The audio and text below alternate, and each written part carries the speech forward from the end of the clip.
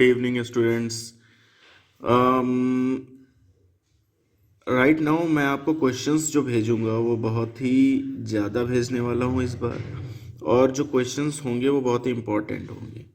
सो ज़्यादा टाइम नहीं ले रहा हूँ। Here we have to start. So here is the structure given. The structure below shows PUC 18, which is similar to PBR 322 in its function.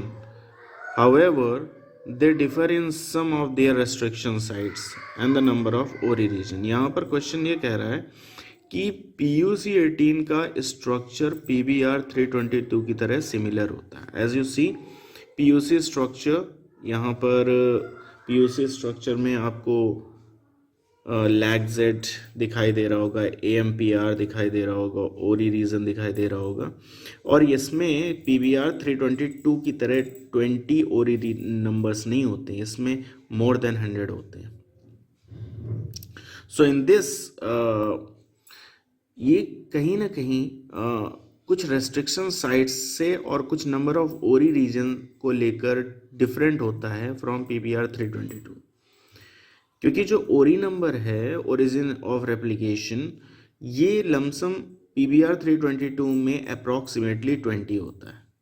सो अभी question क्या कह रहा है? क्वेश्चन कह रहा है कि what will be the impact if ori is above structure get damage. अगर ये ऊपर से जो ओरी रीजन है इसका, ये ओरी रीजन अगर डैमेज्ड हो जाए तो स्ट्रक्चर में क्या फर्क पड़ेगा?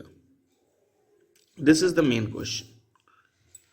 अब ये जो ओरी रीजन है ये दोनों में हो सकता है, PUC 18 और PBR 322।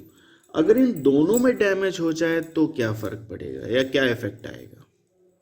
सो इस क्वेश्चन के हिसाब से अगर मैं बात करूं तो यहाँ पर ओरी रीजन में क्या इफेक्ट पड़ेगा? अगर ये रीजन नहीं हुआ ना, तो जो DNA लिंक हो रहा है, आउटसाइड फॉरेन DNA जो लिंक्ड हो रहा है, it can not going to replicate.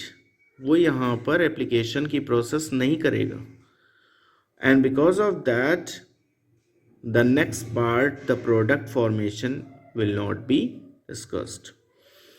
Now there's the second question. The LAGZ gene has many restriction sites. LAGZ gene में बहुत सी restriction sites होती हैं, और अगर हम segment of DNA को जो दिया हुआ है उसको अगर नीचे दिया हुआ है ये segment of DNA, अगर हम इसको स्टडी कर रहे हैं तो हमें कुछ चीज़ों का आंसर देना है इसको देखते हुए। अभी यहाँ पर देखो 5 ATC GTA AAG CTT CAT and 3 और इसी का just replicate 5 ATG AAG CTT TAC GAT 3 अपनी नॉलेज को अप्लाई करो और इसमें से पैलिंड्रोमिक सीक्वेंस निकालो, और you have to identify and mark the possible region where the restriction enzyme X will act. अभी रेस्ट्रिक्शन एंजाइम X कहाँ पर एक्ट करेगा? अब ये रेस्ट्रिक्शन एंजाइम कोई भी हो सकता है, there are many restriction enzyme. So ये रेस्ट्रिक्शन एंजाइम जो है, शायद BAMH1 ले लो, तो वो कहाँ पर एक्ट करेगा ये चीज़। ना यू सी कौन सा पैलिंड्रोमिक सीक्वेंस दिख रहा है? अभी यहाँ पे ATC है, तो CAT कहीं देखो, CAT कहीं पे है, तो ये है CAT, चलो मान लिया। लेकिन CAT के बगल में ये जो GAT दिया है और इसमें GTA दिया, तो ये हो नहीं सकता। अब हम ध्यान से देखें तो इस पार्ट को आप ध्यान दो, AAG CTT AAG CTT. So this part is the palindromic sequence. Now this part is forming this palindromic sequence, correct? Now here another question is कि restriction enzyme Y is used to extract the gene of interest from a plant. Restriction enzyme Y का use किया गया gene of interest from the plant से निकालने के लिए, मतलब foreign gene, जो जीन ऑफ इंटरेस्ट है उसको हम फॉरेन जीन कहते हैं ना, तो फॉरेन जीन को हमने निकाल लिया। This gene needed to be inserted in the given DNA segment, और इसको इस इसके डीएनए सेगमेंट पर फिक्स करना है, which is treated with restriction enzyme x, जिसको ट्रीट किया गया है, मतलब उसमें जोड़ने के लिए या इसको कट करने के लिए जो रेस्ट्रिक्शन एंजाइम एक्स है उसका यूज किया गया। Will there be a successful recombination, क्या यहाँ पर सक्सेसफुल रिकॉम्बिनेशन होगा? होगा तो भी रीजन देना, नहीं होगा तो भी रीजन देना।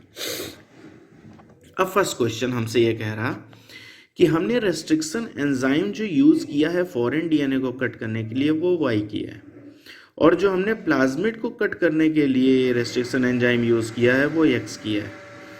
आपके हिसाब से क्या ये बात सही है? इज दिस पॉसिबल कि we are using two type of are restriction enzymes? अगर ऐसा है then how can we form the recombinant DNA?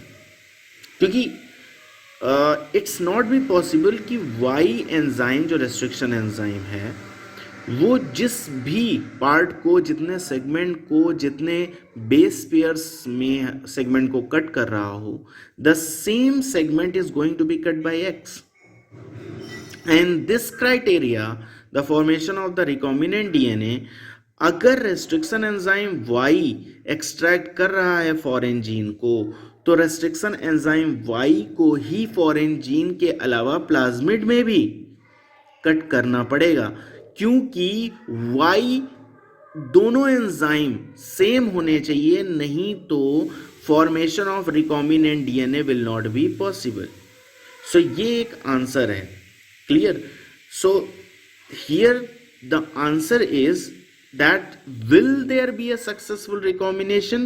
No, there will be not a successful recombination, because the restriction enzyme used to extract the foreign DNA and the restriction enzyme used to cut the plasmid DNA is different. That is the answer. Correct? So here comes the answer. If ORI region is damaged, the DNA linked to the plasmid cannot replicate.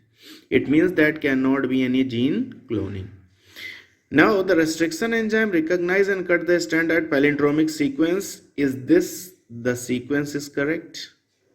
And the third question, no, recombination formation will not be successful, because the same restriction enzyme should be used to cut the plasmid DNA and the DNA of interest from the plant, so that the resulted DNA fragment will have the same kind of sticky ends, which can be joined end to end using DNA ligase.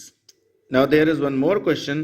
How are PUC18 and PBR322 used in biotechnological studies? Actually they are used as a vector, but how are PUC18 and PBR used as a biotechnological institute? And which one of the two, PUC18 and PBR322, would you prefer for biotechnological studies? Justify. So don't spend much of the time. Firstly, the answer is they are used as a vector. First thing is that they are used as a vector to transfer the gene of interest from an organism into the host cell for gene cloning. And they provide the origin of replication to the DNA linked for multiplication, because they have a origin of replication or a reason. Even PUC18 will be preferred as it has high copy number of 100 than PBR32220. We are studying PBR322, but here one question is going to be confirmed, that we are using only those type of the vector which have a high copy number. This means the high copy number is very important for this. So this is the first question of this video. We will go for the second question. So here comes the question. The question is saying that observe this graph. अब इस graph को हमको बहुत observe करना है. The graph represent interspecific interaction between two species of Paramecium. दो species के बीच में इंटरस्पेसिफिक इंटरेक्शन दिखाया जा रहा है, competing for the same resource. अभी यहाँ पर इस चीज़ पे पॉइंट ऑफ व्यू करना कि सेम रिसोर्सेस कौन से in a culture medium. Paramecium caudatum and paramecium aurelia, ये दो स्पीसीज हैं. They were grown in separate culture, पहले separate culture, as well as mixed culture. Separate culture इसलिए दिखाने के लिए कि सेपरेटली वो कितना ग्रो करते हैं, और मिक्स में इसलिए दिखाने के लिए कोई एक दूसरे के साथ मिक्स होकर वो कैसे ग्रो करेंगे। It was found that each species grow in numbers according to the logistic equation, और जितनी भी स्पीसीज है वो लॉजिस्टिक इक्वेशन के हिसाब से ही ग्रो कर रही है। अभी इस पर मैं आपको थोड़ा सा जूम कर रहा हूँ कि आपको ये पता चले कि कैसे क्या हो रहा है। देखो, दिस इज टाइम 0 2 4 6 8 10 12 14 16 18, ये डेज है और ये है नंबर्स। ठीक है, क्लियर है। अभी यहाँ पे मेरे को ऐसा लग रहा है कि कुछ नंबर्स गलत लिखे हुए हैं, जैसे यहाँ 20 40 60 80 100 होने चाहिए। खैर कोई बात नहीं, this can be any problem, not a problem. But firstly we have to see कि अगर हम पैरामीशियम कॉडेटम को एलोन ग्रो कराते हैं तो वो 2 days 4 days में अभी आ गया है ये, इसको मैं कट करके 20 कर दे रहा हूँ। ठीक है, ये हो गया 20, ये हो गया 40, ये हो गया 60। ओके, सो अगर मैं देखूं तो वो समथिंग 4 डे में 30 पहुंच रहा है, और अगर 6 डे में देखूं तो लगभग 60 पहुंच रहा है, और अगर थोड़ा और आगे जाएं तो 8 डेज़ में समथिंग 80 के करीब पहुंच रहा है। लेकिन अगर मैं पैरामीशियम ऑरेलिया की बात करूं तो इसका जो इंक्रीजिंग ऑफ द पॉपुलेशन है बहुत तेज़ी से बढ़ रहा है, धीरे धीरे अगर चल रहे हैं तो देखो विद इन अगर मैं 6 डेज़ पे ही बात कर लूँ तो 6 डेज़ में 100 के करीब पहुंच गया। तो ये दिखा रहा है कि पैरामीशियम ऑरेलिया काफ़ी तेज़ी से कर रहा है। लेकिन अगर इनको मिक्स कर देते हैं तो पैरामीशियम ऑरेलिया का ग्राफ जो है थोड़ा डाउन आ जाता है, और डाउन होने पर ये समथिंग जहाँ पर ये 100 ग्रो कर रहा था वहाँ पर ये जाकर 70 के करीब पहुँच रहा है। सो बट अगर मैं बात करूँ पैरामीशियम कॉडेटम की तो मिक्स में तो बहुत ही लो जा रहा है, और बहुत ही लो जाने पर नीचे जा रहा है, लेकिन फिर भी ग्रो कर रहा है, ऐसा नहीं कि ग्रो नहीं कर रहा।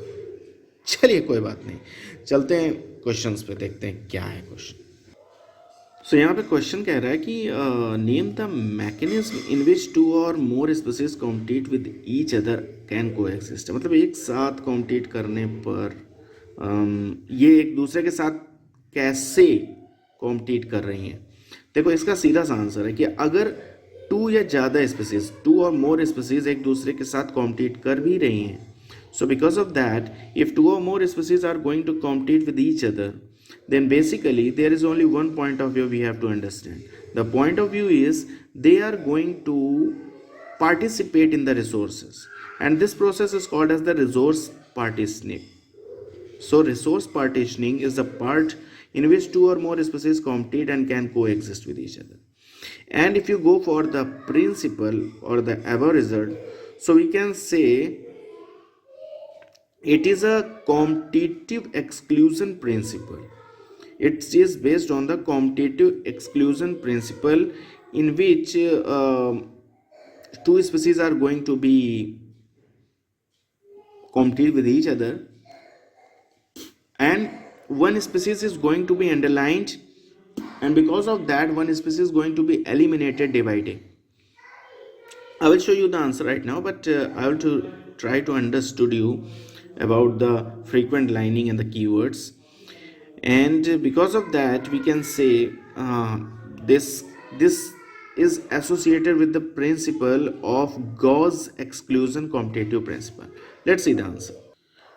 So here comes the answer. The mechanism is called as a resource partitioning because when 2 or more species compete for the same resources, they can avoid competition and coexist by choose different times for feeding and different patterns of feeding.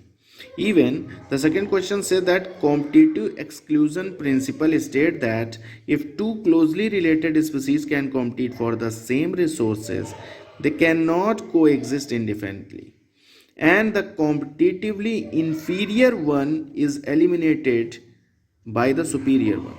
This is called as the Gauss exclusion principle. Now the second question is, which species is competitively superior? As you see, मैंने पहले भी बताया था कि Paramecium aurelia is the biggest superior one, supported by the help of the data, because the Paramecium aurelia grow 100 of the number of the population in 6 days, whereas the Paramecium chordatum grow the population of only 80 in 8 days. ठीक है. Now about this graph, have you seen this graph?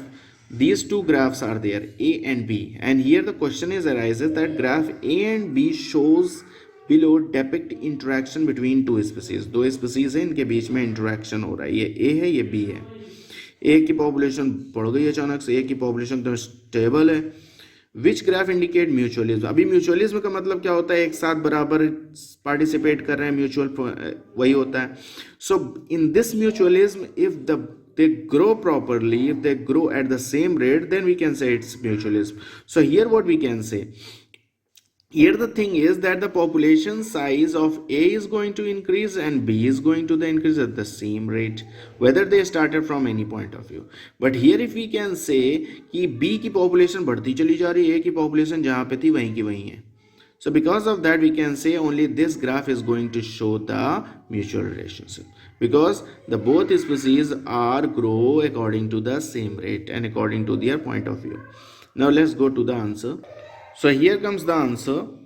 Paramecium aurelia seems to be the comparatively superior. It is multiplied in a shorter time than Paramecium chordatum, and the number of the species, मैंने कहा था ना, the number of species in the same volume of a culture is more in Paramecium aurelia, because in 100 of numbers in 6 days, and it is in the 60 of numbers in 8 days or 80 of numbers in 8 days, not worry. The second question is graph A indicate mutualism, because the population size has increased. The population size has increased simultaneously in both the species A and B, and both are mutually benefited by each other.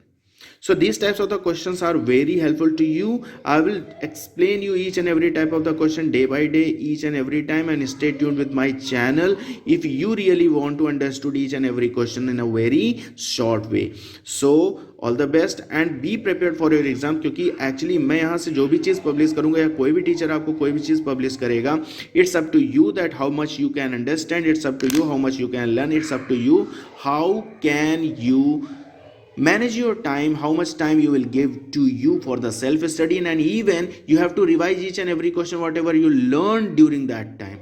So try to find out the basic entities which are coming in these types of the questions, and these type of the small type of the tricks and tacts is going to help you in any type of the symbol.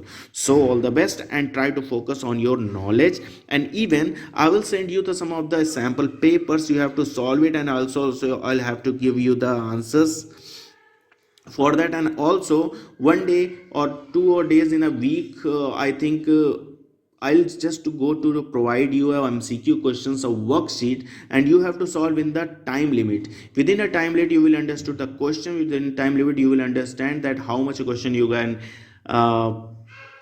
do correctly and how much you do wrong.